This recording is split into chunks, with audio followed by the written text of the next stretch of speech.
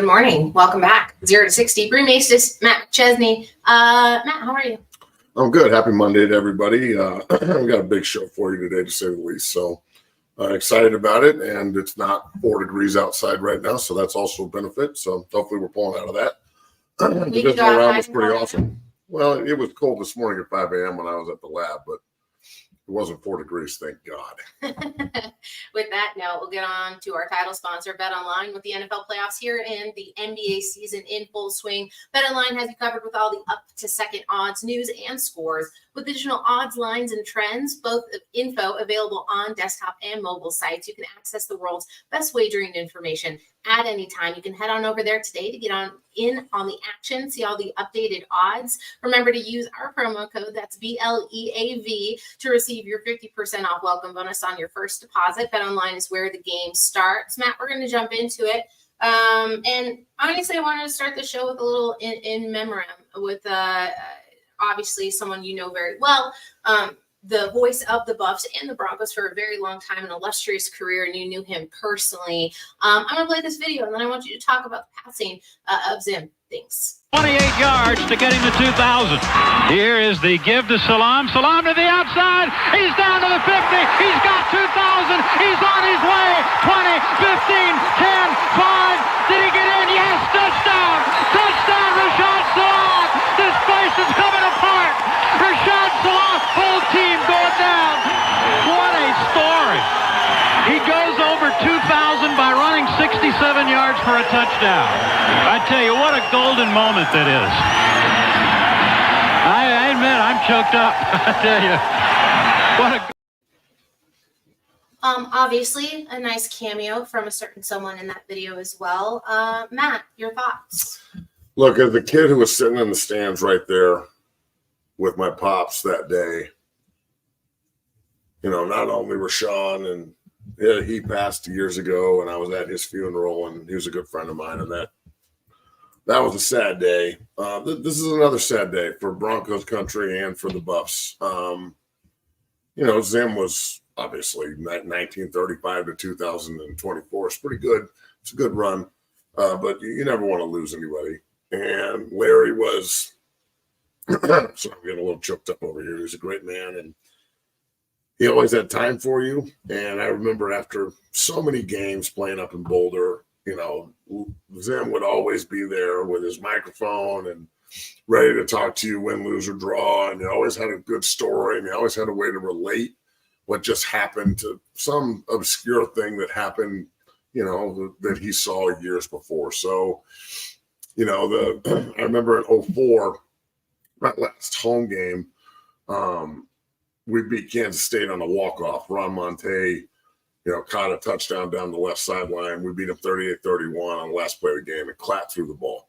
And I remember in the post-game when we were doing the interviews and everything afterwards, and everybody's all exuberant, it was awesome, and blah, blah, blah. And Zim brought up, like, the Houston Oiler playoff game with the Broncos from, like, 92 or some shit where, you know, Elway had to bring him back, and how it was very similar to this and that. And he hit Mark Johnson up the left sideline just like he hit Monte. And I'm sitting there like, as a kid in that circumstance, you don't really understand the significance of a moment like that with Larry Zimmer. But I'm telling you, it sure was special. And every opportunity you got to spend with the man was special.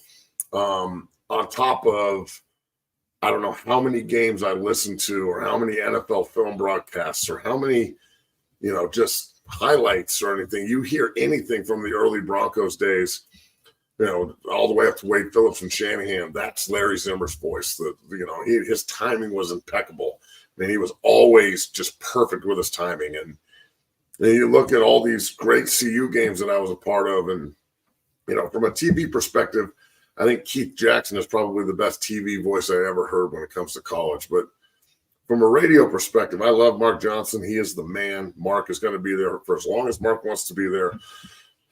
But Zim's the GOAT, and I know that Mark would agree with that. I know that he really looked up to Larry as well. So this is a big loss, and you know, it makes you really appreciate all the personal time that a man like Larry Zimmer would give you as a player and whatnot. So he will be missed. Bad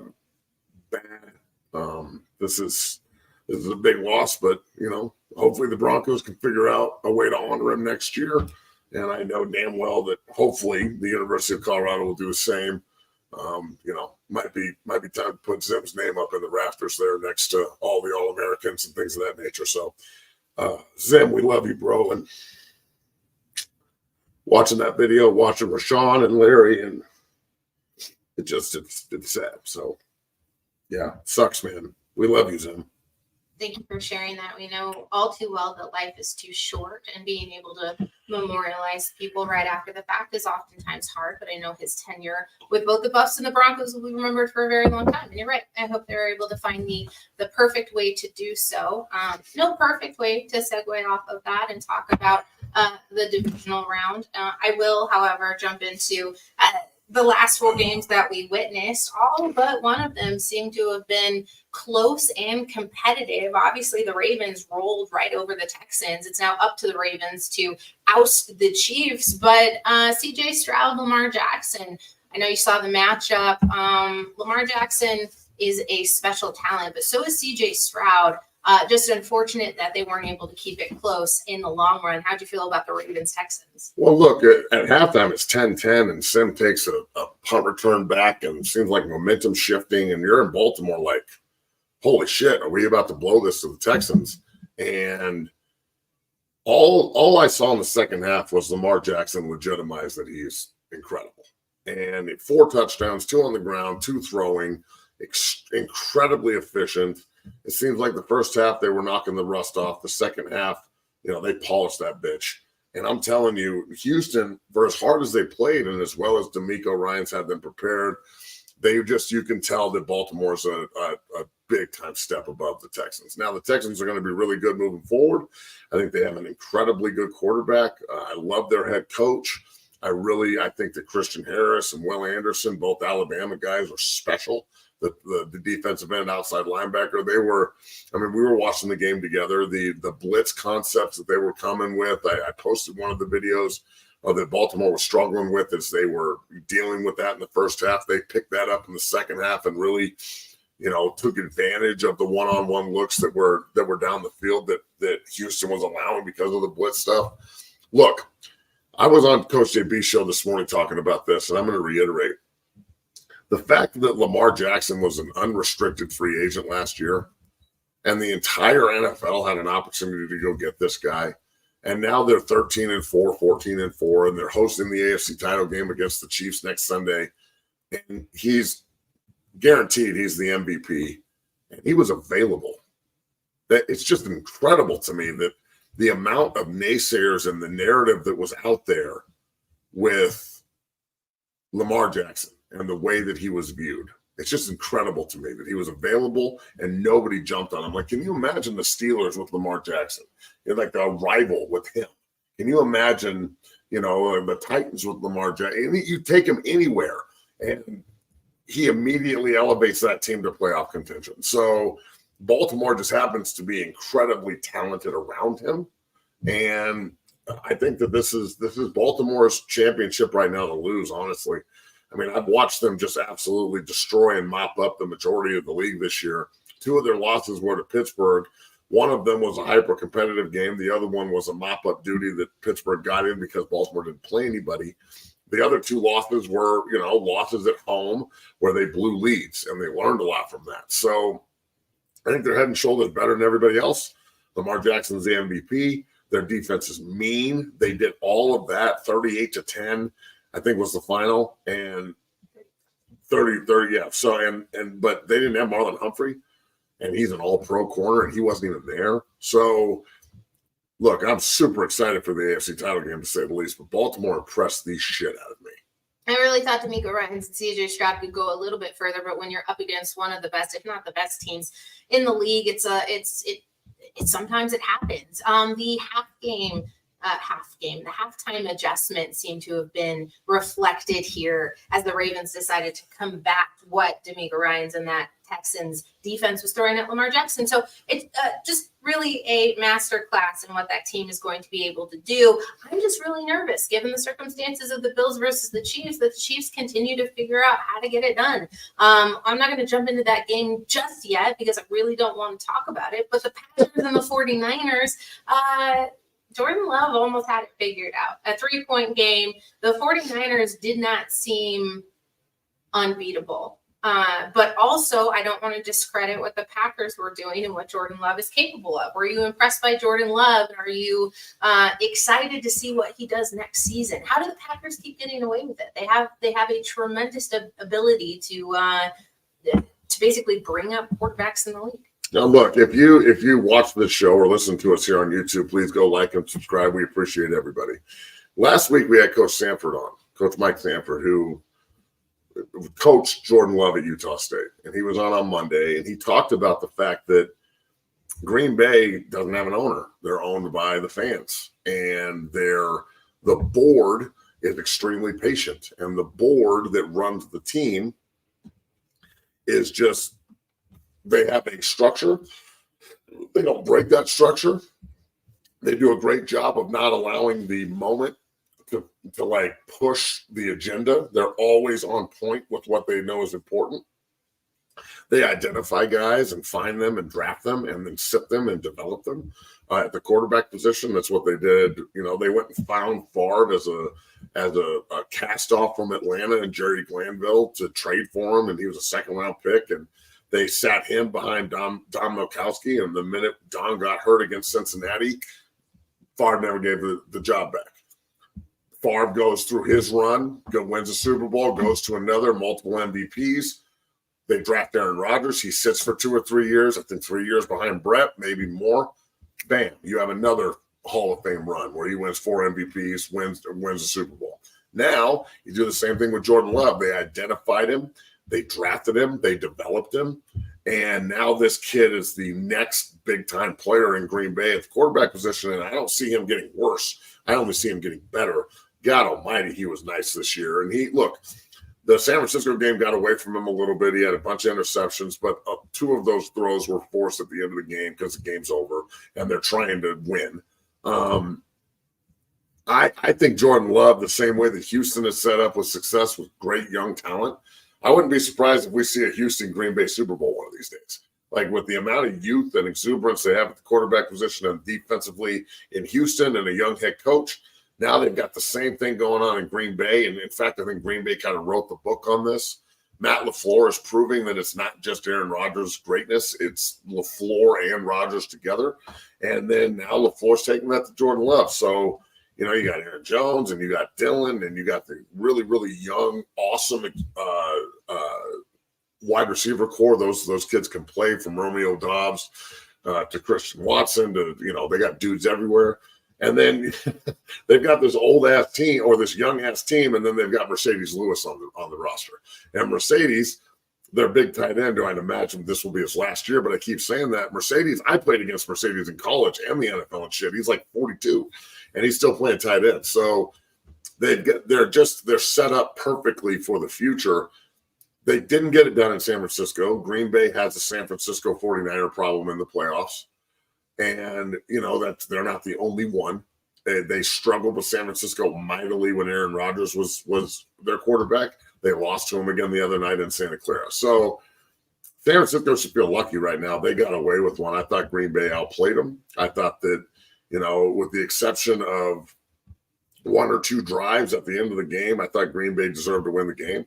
And I truly believe this, and I've been saying it for a long time. I think Brock Purdy will be the reason San Francisco doesn't win the title, as opposed that they do win the title. You know, he's out of the 4 quarterbacks left, he's the worst one. He did take them down in crunch time to win the game the other day, but I don't know if you can rely on Brock Purdy to do that moving forward.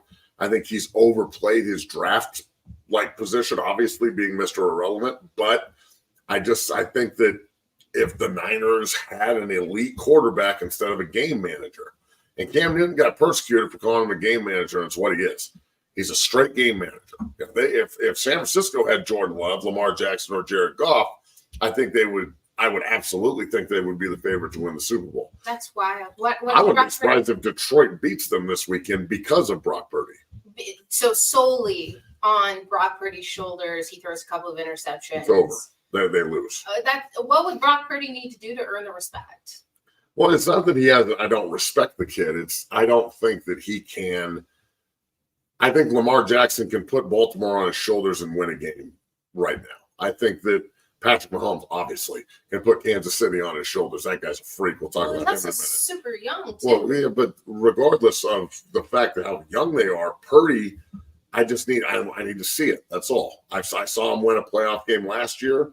I saw him win a playoff game this year. Great. Now you're in the NFC title game with one of the most loaded rosters I've ever seen. They've got fucking all pros everywhere. Trent Williams, Deebo Samuel. When he's out of the game, San Francisco's not a very good offense. Ayuk is a freak. George Kittle's the best tight end in football, complete player. Juszczyk's the best fullback in football and has been forever. Christian McCaffrey's the best player in football and has been for a long time. They are loaded. Fred Warner's the best linebacker in football. And when I see Max Crosby like Fred Warner, number one linebacker in football, I take that on top of the fact that I think he's special, but I respect that kind of opinion even more so than any pundits. So their secondary's loaded. They got dudes fucking everywhere. So the one piece is the Mr. Irrelevant quarterback who's on a rookie contract. He can either solidify himself as the future of the quarterback position in San Francisco, get a massive contract and be there for 10, 12 years and go in the Ring of Fame and maybe the Hall, because that's what San Francisco quarterbacks do that are consistent and win. Or he can be a flash in the pan and the reason they don't get it done. If they lose this year, it's probably because he underachieved at the highest moment. And unfortunately, we didn't get to see that last year because he got hurt against the Eagles. But again, that's a very, very high moment that just didn't happen for him. So this is a new opportunity for him this year. And we'll see if they can do it, but I don't have a lot of faith in the 49ers, not after what I saw in the divisional round. I think they're really underachieving, and it's because of the quarterback position. That's wild to be that. I get it. It's just not a discrediting factor, but the biggest variable has to be Brock Purdy, given the talent. It's not the absence of Deebo Samuel or the Brock was looking kind of shaky after Deebo went out. And look, this happened during the regular season too. Deebo was out for a couple of weeks, and they really struggled. And I'm not saying that San Francisco can't be successful. They could easily win the Super Bowl. Again, they're super loaded. I'm saying that when you take them out of their framework of the West Coast offense, mixed with the RPO game that they run and all the different freak animals they got on offense running around, catching the football and carrying it. When you're forced to just go in shotgun 3x1, 2x2, and matriculate the ball down the field, as Hank Stram used to say. Keep matriculating it down the field there, boys. I think that the defensive football teams can catch up to that pretty quick. Point in case, and this isn't just a Brock Purdy problem, until before Saturday's game, they were 1-31 in the Kyle Shanahan era. I think 1-31 or 0-31 when they were trailing in the fourth quarter by 3 points. 0-31. So now they're 1-31. That's 31 games where they don't have a comeback. Usually the comebacks are because the quarterback kind of takes over and just throws caution to the wind and starts dealing outside the framework of the structure of the offense, because that's why they got behind in the first place, because the framework and the structure wasn't working. So then the quarterback, the elite talent, takes over and brings them back. And I want to see Purdy have success. I don't know if he's – I said this at the beginning of the season on Coach JB's show. I'm going to reiterate here. I think the reason San Francisco loses is because of Brock Purdy. He will keep them out of elite contention rather than putting them in it. And honestly, I'm going to say this early this week, and I'll probably reaffirm this as we get later in the week. I like Detroit on the road in this game because they're going to be huge underdogs, and they have nothing to lose. And Jared Goff knows the 49ers. He knows how to beat them. They played in division forever. He's not going to be intimidated walking into that arena. He's already made a Super Bowl before. I just think Detroit is in the best position humanly possible right now to go out and prove to San Francisco that they need to go find an elite quarterback if they're going to be an elite team with all these players. No, we've gotten this far in this point. I think the Lions have to win the Super Bowl. Wouldn't you think that if you're a fan of the Broncos or the Patriots or the Jets or whatever, like I'm rooting for the Lions almost. I want them to go win the Super Bowl. That'd be so cool. On top of Michigan winning the Natty, shit, man, Michigan might burn down. Considering that when you think of Michigan, you think of football, but it's always in the bad, it's always in the negative term, I guess. It's nice that there's a return of notoriety and pride, and I feel like they've earned it. I don't know.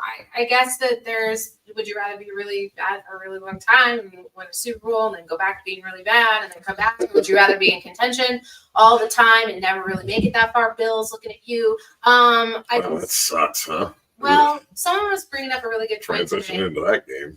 That, is it harder to be a Bills or a Cowboys fan, right? The Bills lose and everyone goes, no. Because everyone goes, oh, the Bills, I'm really sad for them. And then when the Cowboys lose, everyone's like, good. Yeah, it fucking suck anyways. And so, you're it's almost like this double standard of the Cowboys keep trying to figure out a way and they keep figuring out a way to lose it. And also, since we're going to jump into it and I'm skipping around everywhere, we made a bet where you thought the Bills were going to win the Super Bowl. And I said no. And so I won. I've got fucking rub feet now for a year. Son of a bitch. That's a bad thing. I'm over here massaging my hand. I'm excited about this. I'm going to lose some more. All right, Buffalo. I feel bad for Buffalo at this point. Shit, man, another wide right. Oh, and it was angling in, and then the gusts took it right, and everybody in Orchard Park. It looks pretty gusty. So look, man, I how I feel about Josh Allen. I think that it's honestly, it makes me a little bit jealous. I love Josh Allen. He's the man. And another loss for him yesterday. People can think he's overrated as much as you want. He's got 50 touchdowns. He does make mistakes, but he's also elite. If Diggs catches that ball, then I think we're having a different conversation. I thought Diggs was him. Diggs looks like them, not him to me. So Stephon, kick rocks, homie. He's out of Orchard Park for damn sure. Dante said, sorry, last time I said Allen was overrated. I should have said Diggs. Well, there you go, Dante. We're on the same page. I look, as a Bronco alum and as a fan and a guy who covers the team, and I know you're as immersed in Broncos country as it gets, Bree. I think that they really screwed up when they didn't draft Allen over Chubb, and we're going to keep having it. And I truly believe that he would be revered in this city the way he is revered in Buffalo if he was here. I look at Josh Allen and I see a bigger, stronger, faster version of John Elway. And Elway's my favorite player at that position in the history of football. The Duke is the man. And I think that Josh Allen is going down the same kind of path. Now, Elway made 3 Super Bowls in his first 10 years. Allen hasn't made one yet. But they're still, that's right at the precipice. Without that guy on the team, they're pretty shitty, in my opinion. So Allen is just carrying the entire city of Buffalo and that entire franchise. Eventually, they got to help him out a little bit. And the help's out there. Belichick is just sitting there. It's time for Sean McDermott to go. I mean, look, we experienced this in Broncos country. John Fox took the Broncos to a Super Bowl, and he couldn't get them over the top. McDermott's taken this team as far as it can go, in my opinion. Bill Belichick is just sitting there. Mike Vrabel is just sitting there. There's an opportunity to get the head coach that can maybe reinvigorate this team and get the defense playing at the level it can be at so they can win a Super Bowl. So it's not on Josh Allen that they keep continuing to make berths, but they can't get the big one done. Does his history, does his legacy become the misuse under coaching? Absolutely. Yes. I think McDermott missed an opportunity here to win a Super Bowl in Buffalo with a really good football team. They've had the ability to do this. They just haven't done it yet. And they're not going to turn the turret at Josh Allen. Without him on the field, you have Matt, Matt Barkley. If he's even still, I don't even know who the backup is, but Matt Barkley was there for a long time. Matt Barkley can't play. So I don't know, man. I think that McDermott, he's going to be the one under the guillotine, and he should be. And you've had tons of opportunities. This stupid ass the other night ran a fucking fake punt on the 30-yard line, the negative 30, mind you, with DeMar Hamlin from 7 yards away because there were only 10 guys on the field for Kansas City. That's their key. You're faking the punt, and without Mikael Hardman being awful and fumbling into the end zone. He had 3 touches, 2 fumbles for negative 7 yards. That's a really good stat night. If he doesn't fumble out the back of the end zone, this isn't really a conversation. Kansas City, look, McDermott's a defensive coach, okay? Kansas City had 44 offensive plays. 3 of those were kneel downs. They only had 3 third downs the entire game. They were beating the shit out of Buffalo, play by play, just gashing them. Huge chunk yardage. I understand Buffalo's a little banged up, but when you're a defensive coach and you've played this team that many times and you let Andy Reid walk into Orchard Park on 41 offensive plays, like that's half for a lot of other teams. 41 offensive plays minus the kneel downs, and they put up 24 points and should have put 31. They could have scored 50 on them if they wanted to. Like, I thought Kansas City and their game plan, they just beat the shit out of Buffalo yesterday, even though the game was kind of close at the end, 27-24. I think it's basically you can look at McDermott and say, look, you're the reason this team is underachieving. You're also the reason that we've gotten here. Thank you, Coach. We appreciate it, but you're out. Like, I wonder back in the day, and I love Marv Levy, incredible coach, right? I wonder back in the day after the second Super Bowl loss, if they would have gotten rid of Marv Levy and put somebody else at the head coaching position, if they would have maybe been able to overcome and beat Dallas one of those 2 times. They had Dallas on the ropes in the second Super Bowl, not the first one where they played at the Rose Bowl. That was a slaughter. The second one, though, they were leading at halftime. So 2 of those 4 Super Bowls for Buffalo were winnable.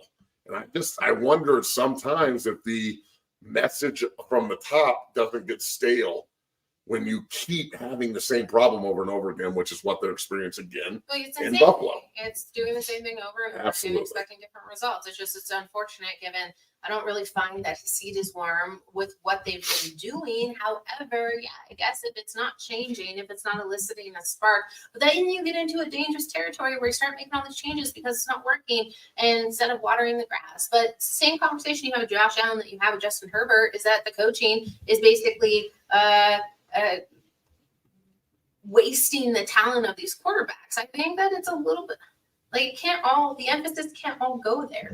They're not perfect humans. I want to say though that the sacrifice to the pit failed, and that's the saddest part of that game. Matt, do you know what the pit is? Yeah, isn't it the new foundation for the new building? The new stadium. They told people do not go over the fence, and then they lost. The snow was they sacrificed somebody. Did you see? Hold on, I'll show you. Did they actually end up sacrificing someone and they still lost? Yeah. Do it! Go! In all seriousness, it's a little bit dangerous to do so, but I don't know what I love more about the pit because I was watching that thinking, why haven't I seen it? This is directly in line with my personality and brand. I don't know I don't know if I want to jump in the pit more or shove somebody into the pit. I think you want to shove. Which version of that I want. So I'm glad that the pit sacrifice happened, but it failed apparently because it was a security guard. That's okay. We still have to sacrifice. Even if it fails, we'll just reboot. I'm going to dig one for Broncos country, I think. And what, start sacrificing for Broncos country? Yeah. What would we do down at the stadium? We, the royal we, the editorial. I dropped off the damn money. We. Kicking you into the pit. I'm going in the fucking pit. That's screwed up. Sacrifice. So you're going to sacrifice the big one right off the bat? That's fucking bullshit. You need a large activation at the beginning in order to get that flowing. You hear that? All the fatties out there, we're getting sacrificed early. Sucks, bro. Your words, not can't be big around here. Look, again, if you're 6'5", 300 pounds, you can make fun of as many fat people as you want. That's how this works. I'm a fat personal trainer. Figure that out. You want to give some love to the linemen of the world, specifically Jason Kelsey. Pulling up a picture here, which I think is absolutely. Oh! Look at that fucking epitome of what a man's supposed to look like. That is an athlete right Peak there. male performance. Peak male performance. That's right. My favorite tweet from last night was right before he jumped out of the window into the crowd, which is something in itself. Incredible. The tweet said it's like the velociraptors at Jurassic Park testing the wiring around their enclosure before making a break for it. And yeah, absolutely spot on. I mean, it looked like the booth was pretty fun. I mean, look, for as much as I hate Taylor Swift, they look like they're having a good time. It seems to be working. So it's shit, man. Kansas City's back in 6 straight AFC title games. Patrick Mahomes that's a bad man right there. I mean, he is just some of the throws that he had yesterday, the way he was climbing the pocket. Talk about impressive. That is one bad man. He doesn't have a lot of help. Isaiah Pacheco, that is one fucking hammer right back there with number 10 on.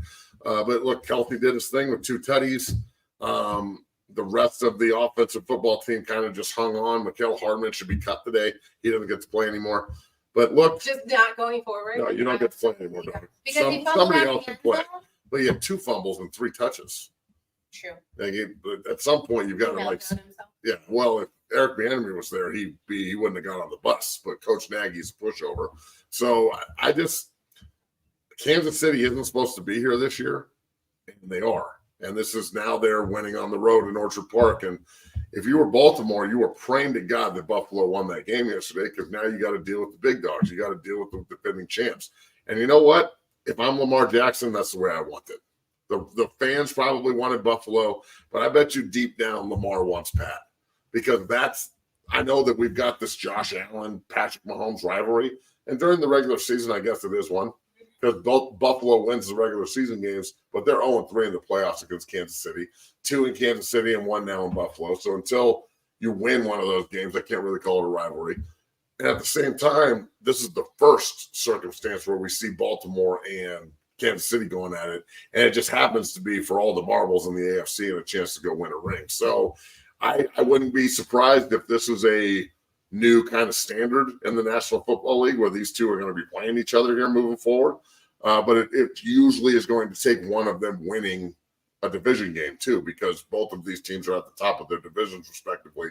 So they probably won't play until they get this deep. So this game, that game is going to be an absolute barn burner. I mean, 2 of the best young quarterbacks that have ever played the game, multiple MVPs, and Lamar's missing the Super Bowl, where Pat is just swimming in Super Bowl jewelry and, clout. So I can't fucking wait for that one. Swimming's a little bit dramatic. Oh, man. 6 straight AFC title games and 3 trips to the big dance. In 6 years, it's pretty great. He's not touting that much jewelry. I'd like to see him get 3 and 4 years before I really start to celebrate that. Listen, as a Broncos fan, first, I'm having a hard time with it. He's amazing. He finds ways to get it done. Separate the logo. He's incredible. I'm not separating any logo. Honestly, he's kind of a crybaby, and I don't enjoy it. But you're right; he's talented, and he can get away with it. A little bit of a bitch. That's true. I don't want to watch Allen versus Mahomes anymore. We've seen who wins that. You're right. It's not a rivalry. It's not Manning versus Brady. It's not. It's not. And they can keep trying to recreate it, but it's not that. And it's honestly kind of offensive that they're trying to do that over and over and over again. There's no one that's Manning Brady, right? That's why it was so special, because it had never happened before, really. You can't recreate and it's not going to happen again. You can't recreate Tom Brady. We can say Patrick Mahomes is great without having to be like he's the next. Like that not only takes away from what Mahomes is doing, but it also tries to say, what have you done for me lately, to Tom Brady, who is the greatest quarterback to play the position, or the best. So, yeah, no, I don't like it. And maybe that's why I get frustrated, because the idea is there's this narrative around the Chiefs, around Mahomes, and now it's like the Chiefs are somehow being discredited. Like nobody believes in them. I understand when you said earlier that, they're not supposed to be here, but in the NFL, if you're in the game, you're supposed to be there, because there's no eliminations. It's single move on, win, lose. They're supposed to be there. As frustrating as it is, they could beat the Ravens. I could see it happening. Easily. Not easily, but I could easily see them winning the game. Yes. I could see them winning the game. I could see them winning the Super Bowl this season. Absolutely. Like I've never gone into, except for when they went up against Tampa Bay, was I like, no, they don't stand a chance here, just because of what's the lineage here. But yeah, kudos to Patrick Mahomes and the Kansas City Chiefs. He did it again. I just hope that it's Lamar Jackson. You mentioned it to start the show as we were talking about Lamar. He was a free agent. He was waffling around without a contract. He was basically discounted, and now everyone's singing his praises as an MVP in the league. Anything can happen, but it shouldn't have happened to Lamar Jackson. Now he's, being able to take this franchise and this team and this city to bigger heights.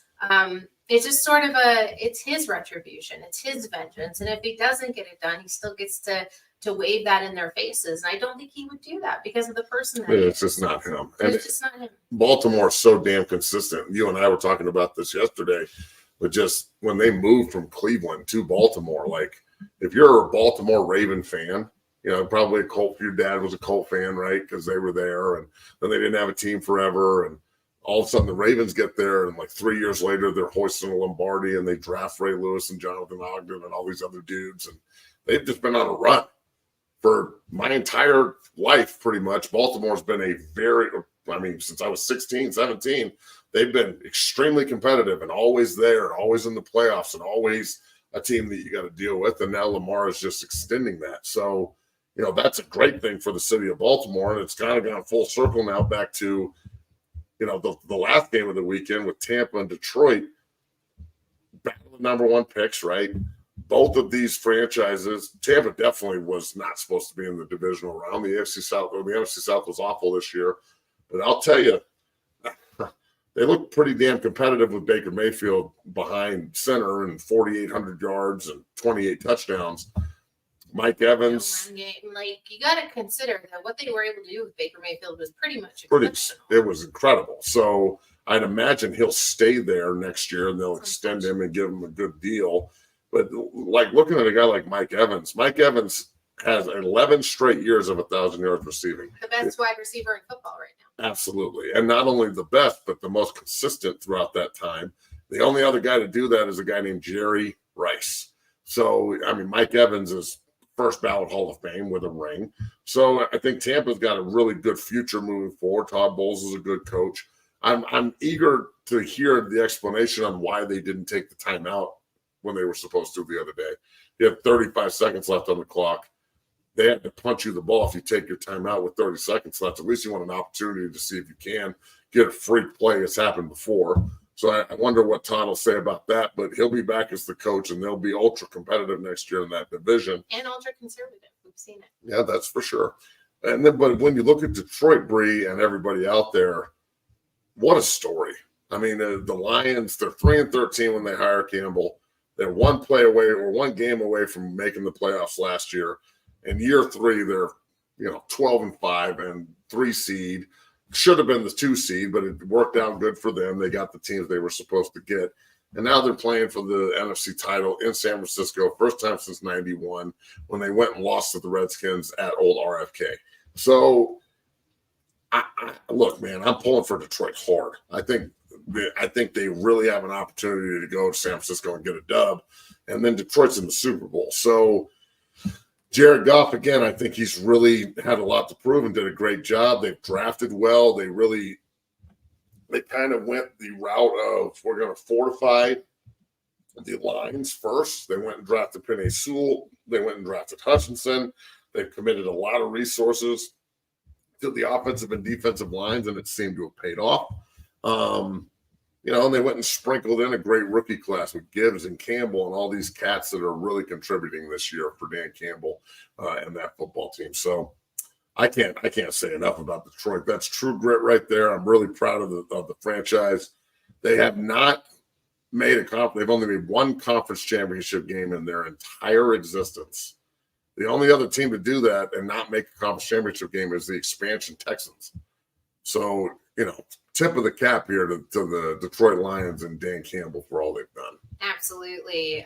The early games, Chiefs, Ravens. The later games, Lions, 49ers. It'll be an interesting weekend. I miss football already, and it's not even over, but that's how it goes here. Matt.